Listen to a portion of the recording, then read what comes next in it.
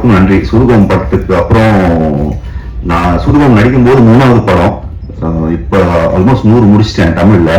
So அதுக்கு big thanks to Sreekumar sir.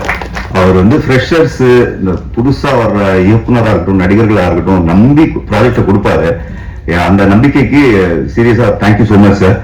எத்தனையோ இயக்குனர்கள், என் நண்பர்கள் நலன், கார்த்திக் சுப்பராஜ், இவங்க எல்லாருக்குமே டெபியூ ஃபர்ஸ்ட் ஃபிலிம் பண்ணி கொடுத்தாரு சார். அதுவும் பெரிய ரிலீஸ், எல்லாமே பெரிய ஹிட். ஸோ என்னைக்குமே திருக்குமரன் என்டர்டெயின்மெண்ட் எங்களோட வீடு. அந்த ஸ்கூல் ஸ்டூடெண்டா, ஓல்ட் ஸ்டூடெண்டா நான் ஃபீல் பண்ணிக்குவேன். நீங்க சூதுகோமுக்கு எப்படி நல்ல விமர்சனம் கொடுத்து அந்த படத்தை பெரிய வெற்றி படமாக்குனீங்களோ, அதே மாதிரி சூதுகோம் பார்ட் 2 நிறைய கனெக்ஷன்ஸ் இருக்கும்.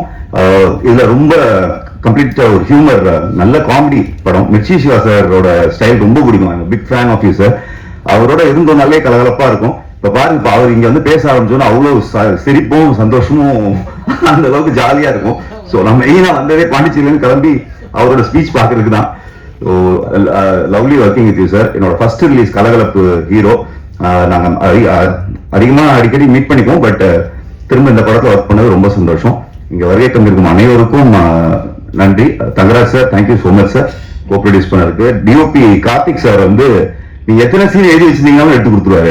அந்த அளவுக்கு ஒரு ஸ்பீடு கேமரா, ரொம்ப நல்லா பண்ணியிருக்காரு. அர்ஜுன் எல்லாரும் சொன்ன மாதிரி பயங்கரமான ஹார்ட் ஒர்க், டெடிகேட்டட் பர்சன். எத்தனை ஆர்டிஸ்டோட டேட் இஷ்யூ இருந்தாலும் சரி, இவங்க 3 மணி நேரத்துல இருப்பாங்க, அவ்வளவுதான் டைம் அப்படின்னாலும் அழகா எடுத்து கொடுத்துருவாரு படத்தை. அர்ஜுனை பத்தி நீங்க நல்ல விமர்சனங்கள் எழுதி அவர் இன்னும் பெரிய இயக்குனரா அடுத்தடுத்து பிரசாத்ல அடிக்கடி வரணும். இங்க வருகை தந்திருக்கும் அனைவருக்கும் நன்றி. தேங்க்யூ. டிவியில பார்க்க முடியுது, வீட்டுல இருக்க லேடிஸ் எல்லாம் பாக்குறாங்கன்னு நினைக்கிறேன். ஆக்சுவலா ரொம்ப கஷ்டங்க. சிவா சார் அடிக்கடி ஹோஸ்ட் பண்ணிடுறாரு நிறைய ப்ரோக்ராம். அந்த ப்ரோக்ராம் நான் பண்ணும்போது ஒரே நாள்ல 4 எபிசோட் எடுப்பாங்க. காலையில 9 மணிக்கு ஆரம்பிச்சு நைட்டு 3-4 மணி ஆயிடும். ஸோ அங்க எனக்கு ஆனா பண்றதுக்கு இன்ட்ரெஸ்டிங்கா இருக்கு. ஃபர்ஸ்ட் டைம் பண்ணும்போது கஷ்டமா இருந்தது. இப்போ திரும்ப கிடைச்சாலும் பண்ணுவேன் கண்டிப்பா. சரி சார்.